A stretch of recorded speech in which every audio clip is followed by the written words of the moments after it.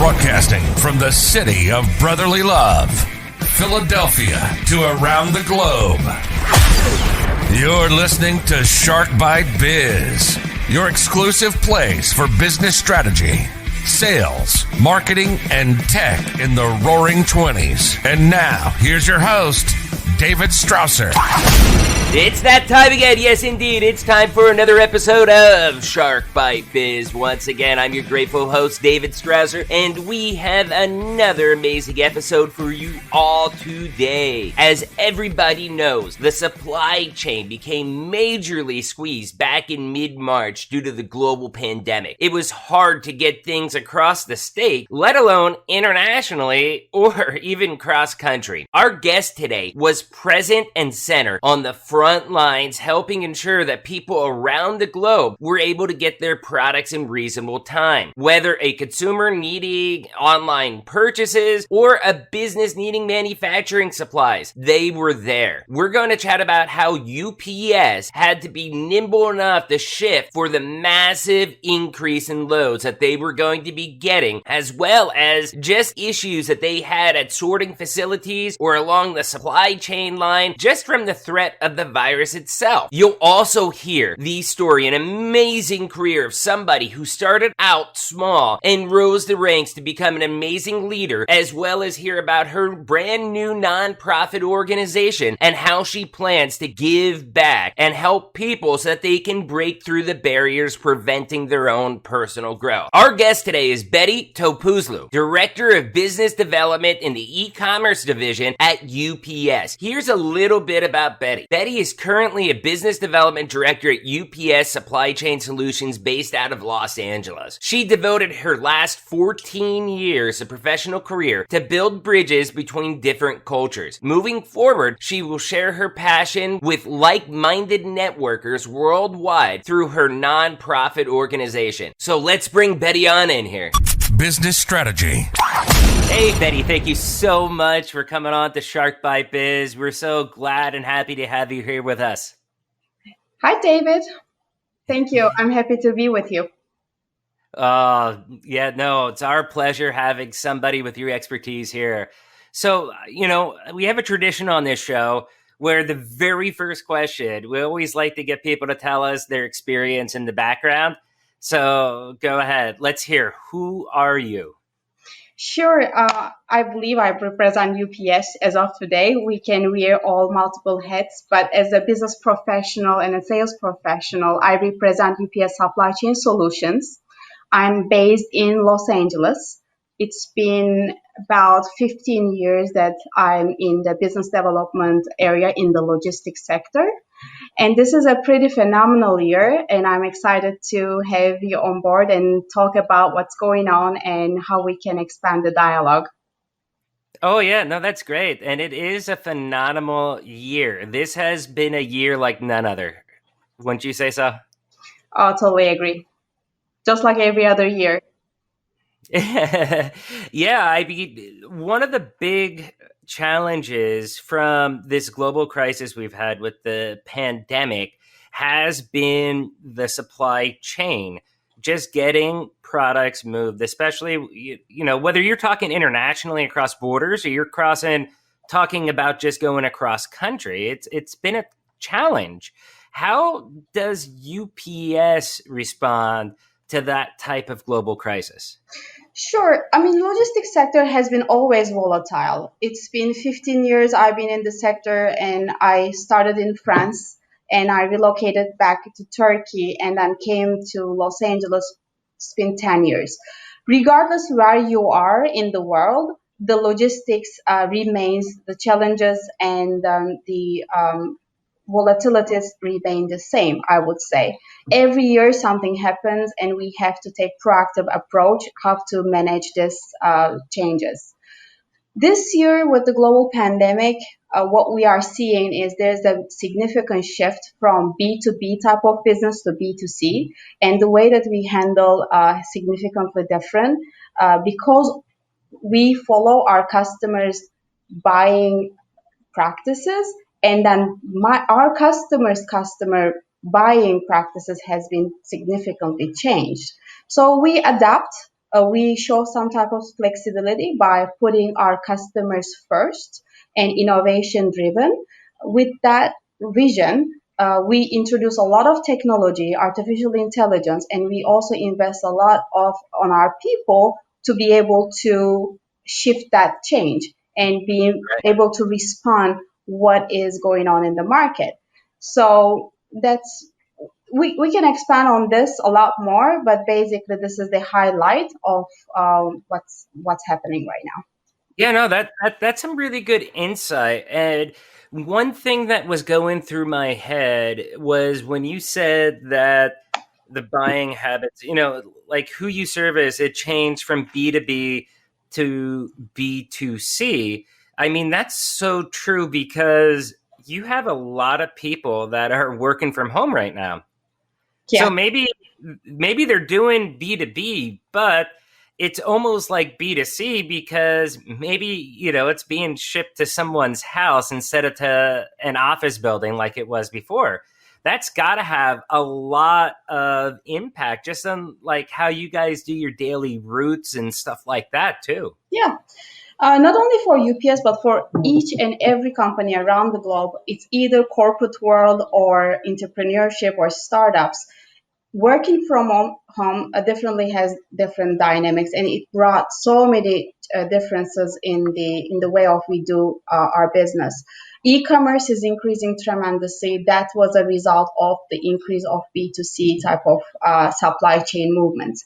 Right. But we do listen our customers. We do listen our the customers feedback that really which we are driven our initiatives based on the Right. feedback that we get from the market.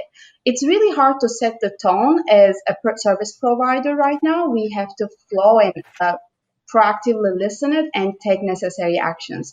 Based on a survey that we did out of 400 customers, they are saying that 54% of the customer database that we had, they are Right. having a cash flow problem with the Oh cash, yeah. right? Because they have to divert their investment. The way that they supply their inventory, it's way different. 43% of our customers, they have to rebuild their customer database, and 29% of the customers consider inventory replenishment, which is a major concern for them. So with that Uh-huh. in mind, how to keep up with all these changes? Let's say last month, as far as I remember from a webinar that I attend to internally from EPS, we were hiring 16,000 drivers itself, just to support that increase in the Wow. B2C businesses. So when you're talking about that drastic change, it comes with a lot of different side, I wouldn't say concern, but opportunities to grow and Right. improve our services. Keeping the company culture, keeping the productivity, efficiency of the employees. This is a very broad conversation. Oh yeah, it is. It is. You just hit on a lot of good data points. That was right there. That survey was really kind of intriguing for me to hear some of that. But you mentioned something about the remote aspect of it. Remote working from home, not being in the offices, something that a lot of companies had to face. You were essentially forced into Zoom meetings almost overnight if you weren't already. Was UPS ready for that digital transformation, or was it a little bit of a slow push? Well, it's a very good question, because the way that we do our sales in front of the laptops in our remote locations without connecting with the customer, thinking about the conventional sales, shaking hands, and seeing the customer, sitting in front of them, building the relationship, it's very warm. When we are talking about Zoom calls, of course, you are more in a global business. We can connect with anyone right now, correct? So we can have a Zoom call someone from China or someone from down the road. it doesn't really matter right now. Right. So it comes with some side effects, but it's not necessarily negative. I'm an old millennial and I'm an optimistic, meaning that I'm Old not. millennial. Yeah, My I'm not boss calls me latent. an old millennial too. And I said, I am not a millennial. I am a zennial. Okay, A that's the zennial. first time I'm hearing. Anybody born, I think it's like 79 to 84 or 85, you're a zennial. That's Okay, what I am. okay, Sorry, I'll have call to the get that out Daniel there. David. Perfect. Yeah. So, as an old millennial, I would say we adapt really fast and we Oh yeah. understand and we are very tech savvy. Right now, there is a big push in the our more matured generation getting retired. We Mhm. are expecting significant amount of retirees within our world in UPS as well. So right now, with the new technology induction, we don't necessarily need to employ a lot of people, especially in the logistic. You tend to see a lot of digital freight forwarders. They are Right. relying more on the technology more than people, but logistics is very complex. I don't know Oh yeah. how you can manage everything from A to Z, from the PO management coming to shipping, transportation via ocean and air, having custom brokerage procedures, and delivering to final mile delivery. There are so many variables, especially with the Right. growing e-commerce businesses. The traditional way or conventional way of doing logistics significantly different. And right now, to your question, how to sell remotely, I feel very comfortable personally, if you ask me, and I speak with a lot of sales professionals and a lot of the customers. I think we adapted way better than I expected. Oh yeah. The world is becoming global with all the different time zones. Everything is connected virtually anyway. Yeah. Either we accept or not. So me being optimistic, all millennial, I understand current challenges, but how we can solve and how we can find solution to the problem. So UPS changed the abbreviation to United Problem Solvers. This is a perfect situation. We have a lot of Right. problems to solve. Yeah, no, I mean that's great. And what you're saying, I mean, I think it's pretty cool. It seems like on the outside, looking how UPS responded. I mean, I order a lot. I work from home even before all this stuff started. And I could tell you, besides getting more packages after March because we bought even more online, I didn't have many missed, deliveries from UPS. And I think that's really cool because it showed how, I guess you could say, kind of nimble and flexible you were in a global pandemic to where you were able to ramp up to meet demands with very little delay, I think. I mean, is that how you Yeah, see it? I'm yeah. sure inside it was much more frustrating, but from the outside as a consumer, it seemed like it worked to me. I wouldn't call frustration. We love what we do. Mhm. This is the core of what we do. To be more specific, we employ about 450,000 employees around the world. And you think of, we deliver 75 million packages a day. Wow, 75 million a day. That is an astounding number. I would have never guessed that. So we employ, of course, we own our own airlines. UPS Airlines is the ninth Right. largest airline in the world. It's just a cargo freighter. We just ship cargo, not passengers. Um, Although I'm sure people have tried.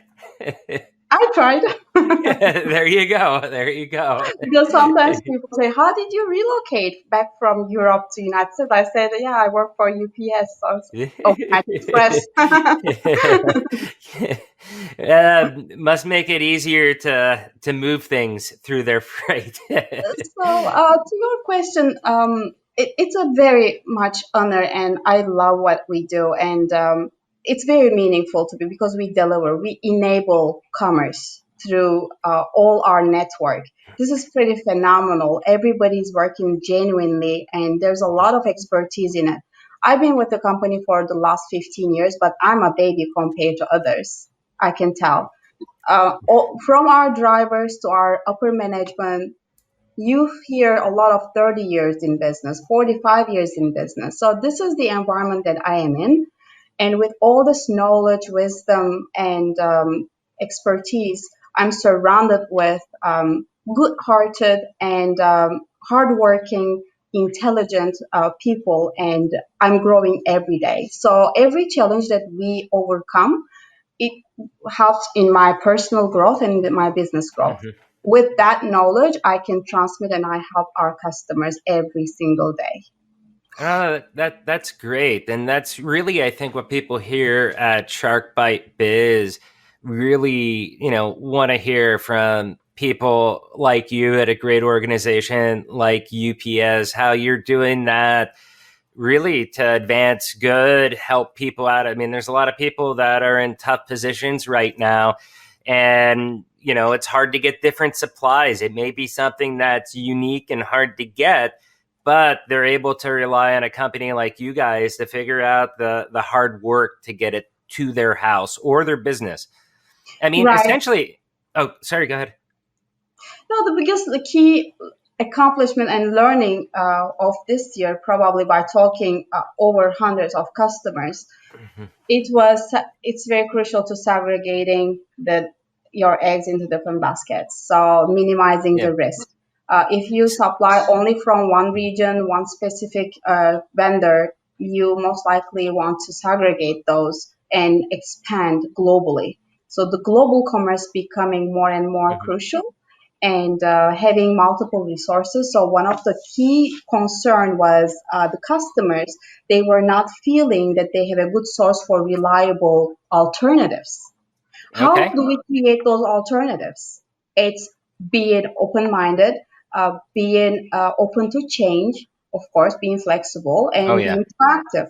Yeah, that was. No, that's great. I mean, it sounds like UPS is actually a leader, a good example of leading, during a global pandemic, and just, how you've been able to do all these things remotely or digitally and stuff like that. And you've addressed a lot of those challenges and also some of those opportunities as well, too. So that's pretty good. Now, let's get into the business, I guess, more personal business side as far as you as the individual, because that's also a really good story. And I really love to know, I mean, what inspires your passion about your profession with UPS? Well, thank you for asking. As I mentioned, what we do is very challenging in 724, right? It never stops. If you don't like what you do or you don't love what you do, it's really frustrating. It can be, and it cannot be sustainable for long years. As long as you are passionate about enabling the commerce or helping others as a servant leader, then you kind of gain some type of longevity in your professional career. In personal life, I've been always fascinated by networking. I'm a people person. That networking skills that I developed throughout the years, I considered myself as a trade ambassador, and I love building bridges between different cultures through commerce, through art, through ideas. That was the vision and passion that I had for the last 15 years, but also it comes from the childhood, right? I've been always fascinating with different cultures, how people communicate and how we increase the emotional intelligence in a very productive and effective business world, where I'm in a business side, right? But as a human being, I really enjoy talking about intangible values, ethics, or kindness, being able to help others. So I see myself always as a consultant rather than a salesperson. professional because my main goal was to help others. If I don't work for UPS today, I will be doing what I'm doing today anyway till end of my life probably. I Right. like contributing to beautiful startup stories. If they Yeah. have an idea how we can empower them by connecting with the right resources. So the bottom line is creating meaningful connections is the heart of my passion. It can be a dancer, or it Hmm. can be an engineer, or it can be philosopher. If they have that mindset, probably they are only one connection away to unleash their power within. It sounded like Tony Robbins a little bit, but which is true. This is what I live and breathe Yeah. every day. That's how I come up with that nonprofit idea that I've been dreaming of. Yeah, yeah. You read my mind. That was one of my next questions for you. But before I delve into the nonprofit, I did want to ask you something that you just said was the networking part. Right now, because of everything that's going on, nobody's really networking like we used to. A lot of people are missing out on that people on people action, that FaceTime with new people that can help them advance their business dreams, aspirations, whatever it may be. What are you doing to supplement that? Since you can't, I mean, I'm sure you're not going to networking events right now. So, how are you networking with people since you can't do it face to face?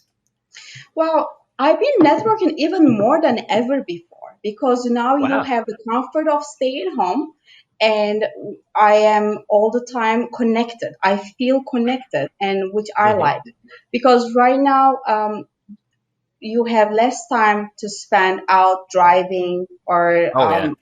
hustle and bustle of every day. Now you focus No more more on LA commutes, right? LA commutes no more. Yeah. Which I I enjoy do too. not I miss mean, it's that. all about balance, right? Sometimes I go out and I have a tour and I miss it to be outside. It's very necessary. But at the end of the day, staying home, it doesn't mean that um, you will have an excuse to not produce or to Right. connect others. Well, What how we though are you doing? have, there Go is sorry, no, go ahead. yeah. How? Okay. Well, we For use me, a I'll lot tell of you what I Zoom. did. I started Hmm. a podcast. Correct. That's how I And I started networking. Right. So I started engaging my time more wisely to concentrate on the projects that I've been Mhm. willing to ignite for a long time. Trade Ambassador is my nonprofit organization that I put more energy into it. Right now, the same concept, building bridges between different cultures. But when I Right. say cultures, it can be a nonprofit organization to a business. I'm more aware of what's going on and what other people are doing around me, friends, family, or business associates or customers. And I'm trying to build connections for them in this Mhm. world because right now there is a lot of curiosity. Uh, Everything stable is not stable anymore, right? Right. And that the retail industry is not dead. We hear a lot Right. of bankruptcy filing Chapter 11 from all big box like GC Penney, you name Men's it, Warehouse. I get all menswear. my suits from Men's Warehouse. This is my secret. Can I tell you my secret sales strategy? So, Every time, I don't know why, but whenever I go shopping and I buy a new suit at Men's Warehouse, magically within 10 days, I have a brand new closed deal with Vision 33 with our SAP Business One. I close a deal within 10 days every time I buy a suit. Now they well, we just gotta buy filed every day. bankruptcy. They're closing like 500 stores. I'm thinking I'm never going to close another deal. I'm scared. Wow. I gotta start shopping at Macy's or something, I guess, to find a new suit store by me. But I'm sorry that yeah, the retail apocalypse, as you've been talking about, like a lot of them, they are filing bankruptcy, but it's not dead, like you're saying. Sometimes they also Hmm. have this opportunity to restructure their organization. Closing the Oh retail yeah, store is definitely significant, and I think with this global pandemic, the change that was made is permanent. It's right. not temporary. So that was the story of the companies that they resisted to change a couple years ago. I can give you an example like Toys R Us, for example. They Yeah. resisted the change, managing their online sales by themselves. So they outsourced through Amazon or through other marketplace, and then they lost the control and they filed bankruptcy a while ago, Hmm. before even the pandemic. Now they are trying to come back, of course. So who to blame? I mean, are you gonna blame the shareholders or the over customers, or are you Right. gonna blame that there was a lack of understanding of digital transformation, including the cloud computing, or wrong tactics on macro social and global issues? Like, who to blame? Really? No, Yeah, nobody. Nobody. I have two comments, and then I definitely want to start talking more. We'll change the topic then and start asking about this nonprofit. That's amazing. But I'm thinking two things. With me, I work in ERP, and I can tell you that I'm getting opportunities for businesses that in a traditional business world, like Mhm, think if it was 2019, they would not buy ERP. They would, but they'd probably be 2 or 3 years away from purchasing it. They're mhm, now contacting us because their retail stores close. They aren't doing any more in-person sales or very limited. And mhm, but their e-commerce went from okay, we're doing 70 orders a week to now they're doing 1,500 or 2,500 orders a week, and it's just so much more business than what they can handle. And the other thought about that is that I think if some of these big box stores, if mhm, they do close, I mean, yes, it could be a little bit negative for jobs, but mhm. for opportunity, I think that's a bigger opportunity for more mom and pops to be able to fill that void with that local need. I think it creates more opportunity than takes away, It does, if you can keep up with the change. I mean, the rules are right? different, the problems are more complex. We need some counterintuitive leadership here, and apply some strategies to keep up and being ahead of the curve, I think.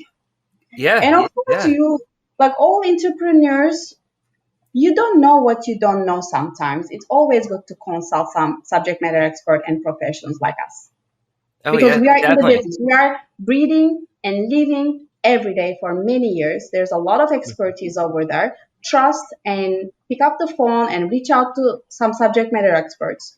We have on our website, ups.com/supply chain. You can reach out to any professionals and ask for guidance, not only for UPS, but there's a lot of very experienced logistic professions out there, not only for supply chain, but in any sector.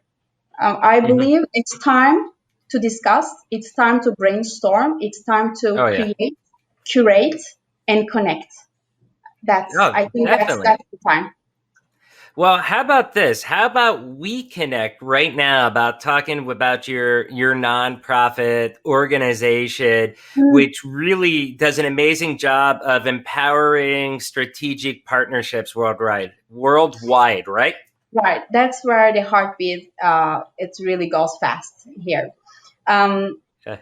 where to start? Okay. As a background, I quickly passed about my background, but I used to be a dancer. I'm graduated from a ballet school. I did ballet for 21 years. After going into logistics and supply chain, it was a drastic change. Yeah. I see my mission is I have to feel often that I have to challenge myself by leaving my comfort zone. And that was one of them. Starting in logistics, understanding the ins and outs, having some experiences globally in different countries. So basically, I sold UPS in three different continents, in four different languages. That's pretty Wow. unique. It's very worldwide, and I'm very proud of this accomplishment. It wasn't easy, You but it should was be. totally That's worth great. totally worth it. And we are in UPS, we're in global business, so it totally makes sense. The back having the Hmm. intercultural background, it totally fits into it. But side of my hard, it was still belonging to the arts area, dancing, Right. art, and everything.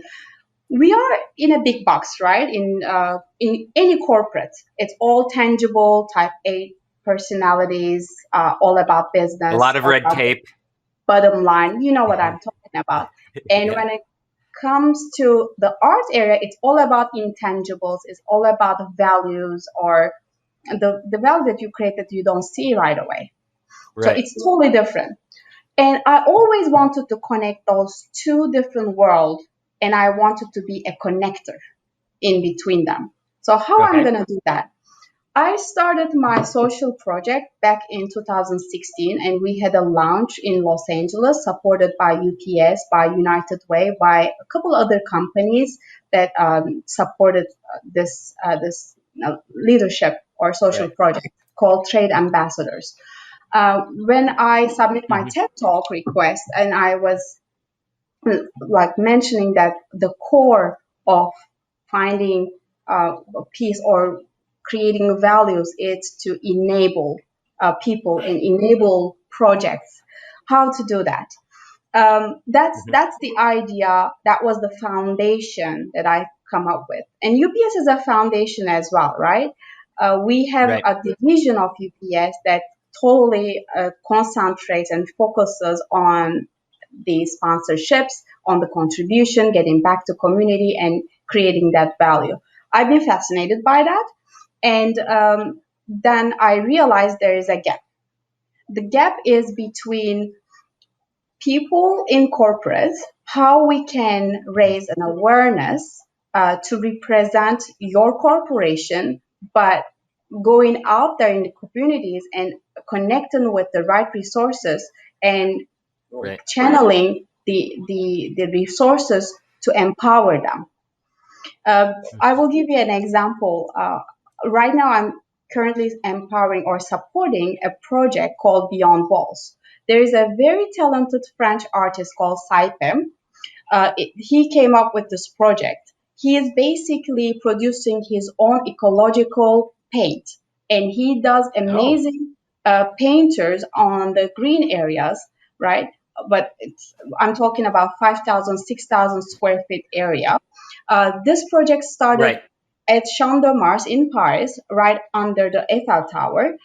They closed that area for him for 2 weeks, which is unheard of. This is the Wow. first time in the history that they are closing that area, which has 33,000 visitors a day. Yeah. That started right there. And the goal of this project is to create the biggest human chain in the world. So he is having a world tour which will take place for 5 years. We are connecting him. Of course, this artist, he's amazing in what he does. But Right. coming back to financials or supporting financially his project, how he's going to deal with it. So he needs Hmm. trade ambassadors like myself or like many others who has this consciousness. Uh, I was able to connect this artist with UPS Right. to get a global sponsorship. So this is how we started That's in cool. Turkey, for example.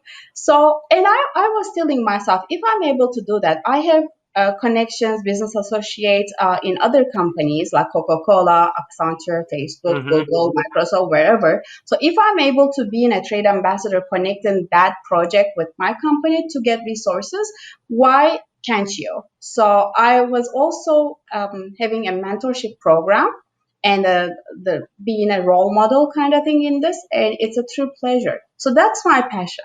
That's really Yeah. seeing that fruitful results of a Making passionate connections. people. Yeah. Exactly. So, just to be clear, what is the name of the nonprofit organization? It's called Trade Ambassadors.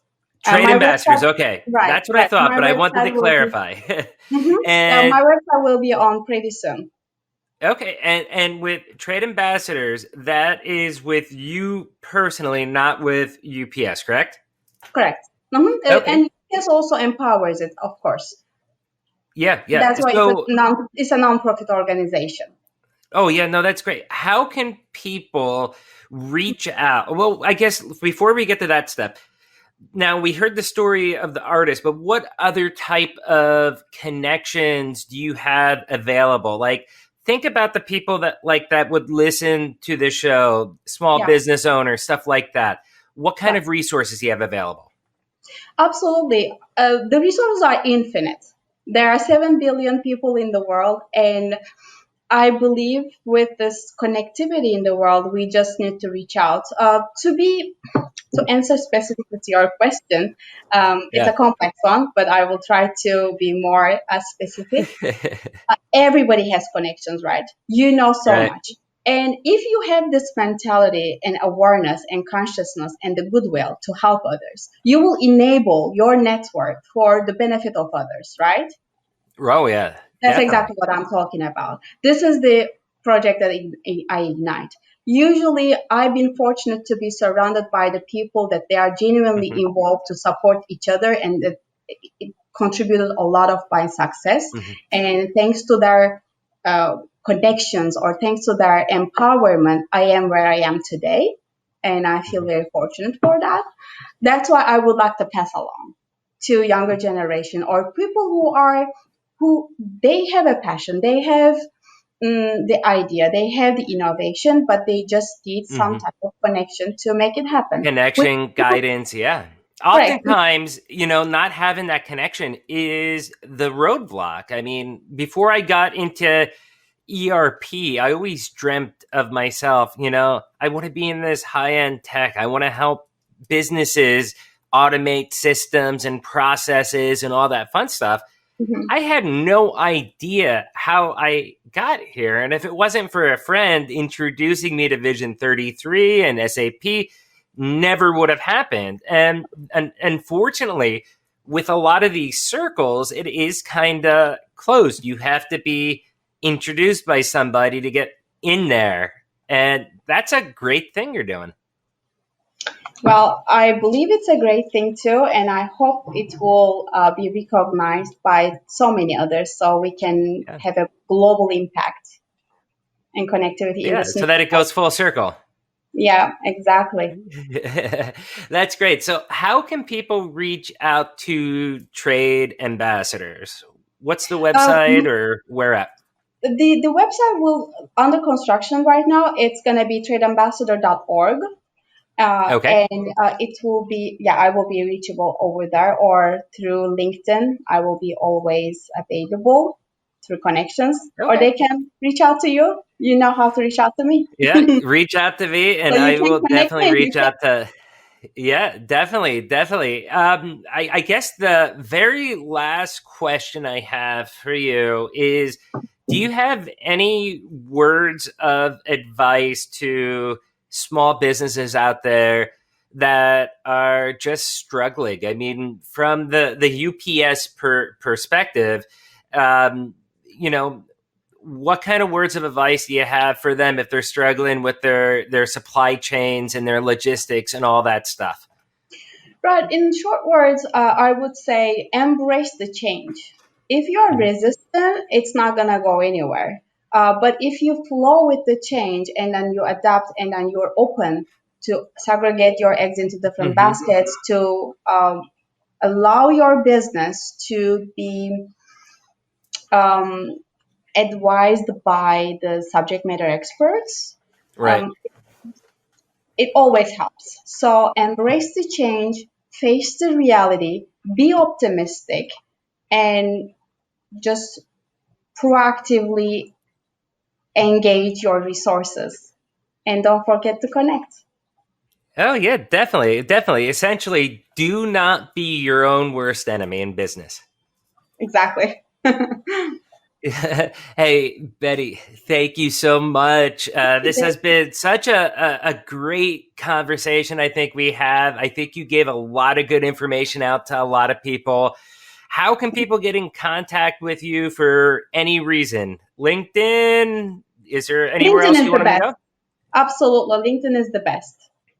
Yeah. Perfect. So what I'll do is if you're watching on YouTube, you're on iTunes, Spotify, wherever you're listening, look in the description. You'll see Betty's name and you'll have a link there to her LinkedIn page.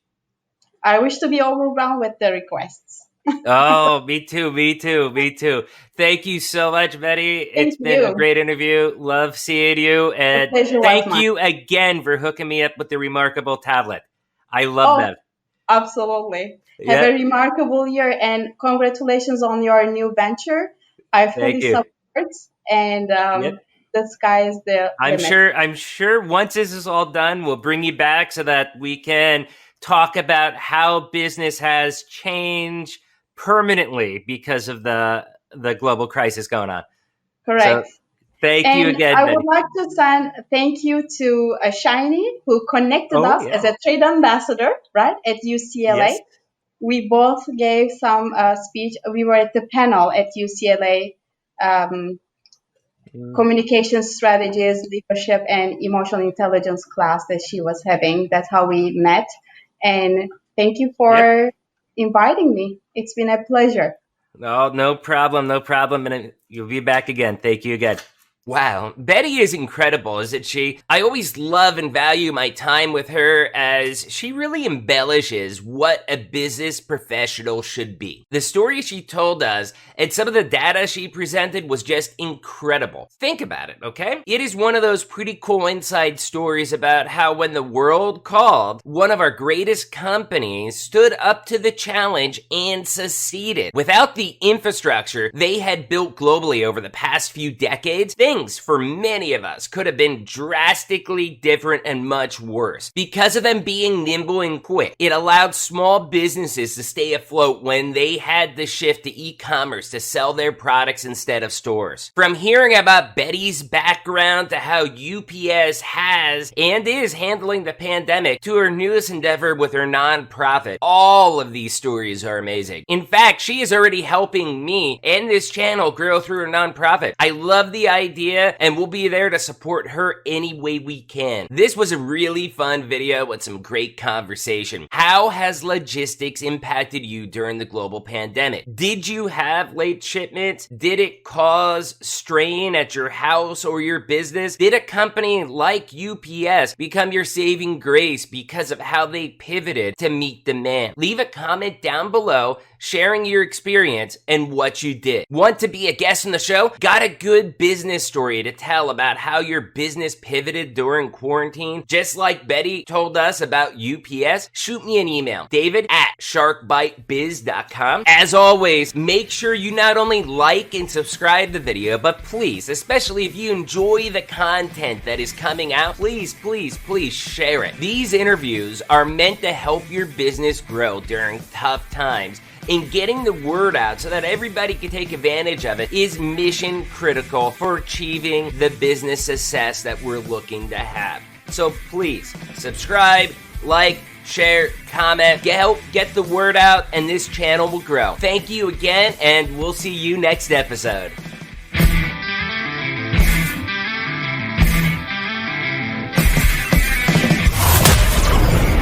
Thank you for listening to Shark Bite Biz. We hope you got some insightful info from this podcast. Be sure to subscribe to us through your favorite podcast app and visit us on the web at www.sharkbitebiz.com. How has business changed for you in the 20s? Email us at podcast@sharkbitebiz.com so you can join us and share your story.